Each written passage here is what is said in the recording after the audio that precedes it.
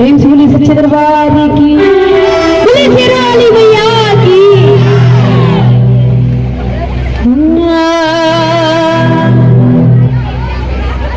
कि झूमेली झुमा झुमा हरी हरी निमिया, हरी निमिया हो हरी हरी निमिया। और ताही पे आ गई सातो बहिनिया, सातो बहिनिया हो सातो बहिनिया।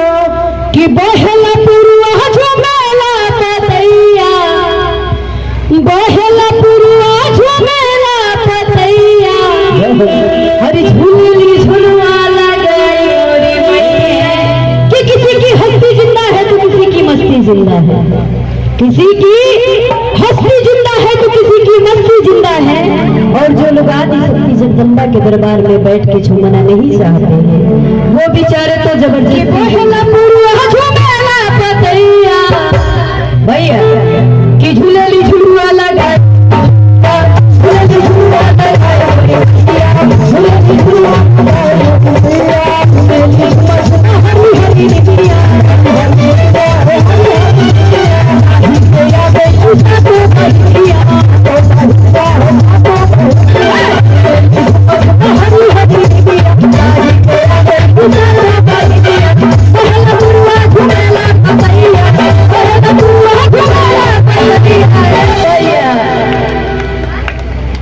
पूरा पूरा दोनों हाथ उठ जाओ कि बहला पुरुआ झुमेला पतैया।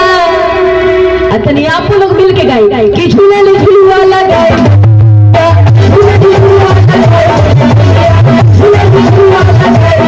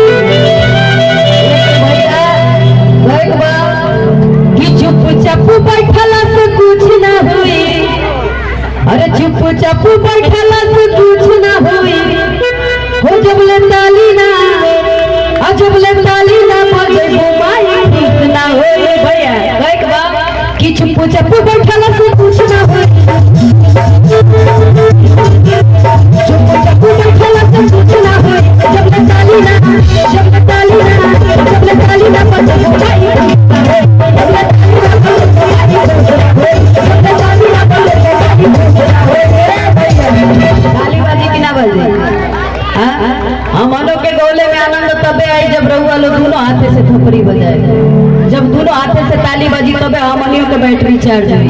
तनी कम से कम ताली बजावल करी। कहे भैया कि पछे पेड़ पनवा पछे पेड़ बतिया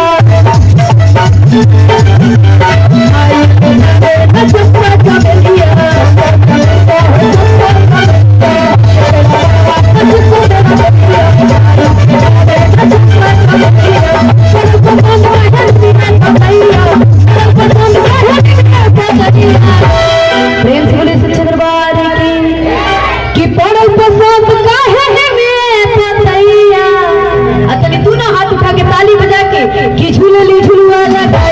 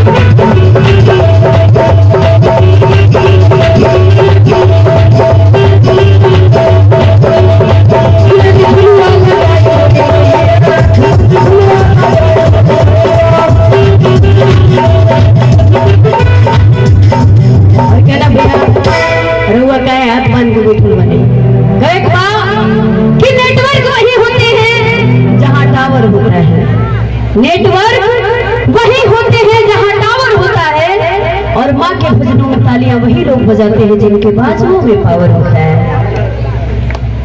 अगर आप सबके भी बाजू में पावर बाटे तो तनी दोनों हाथ उठा के ताली बजाओ करी महाराज। कोई बा भैया कि पछे पेड़ के लवा पछे पेड़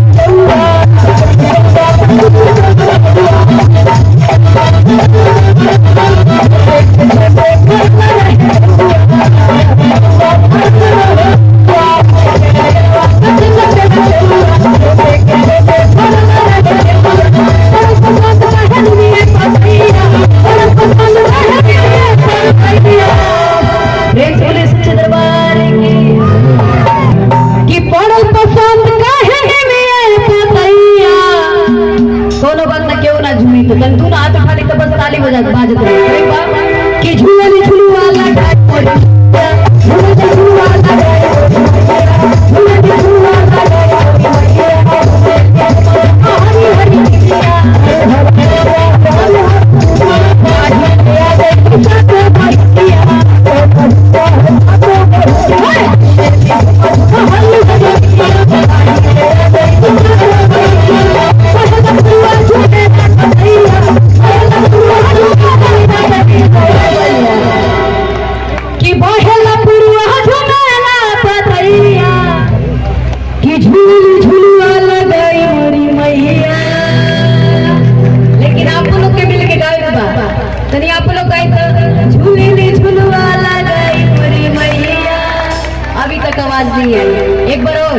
एक बार और सभी लोग।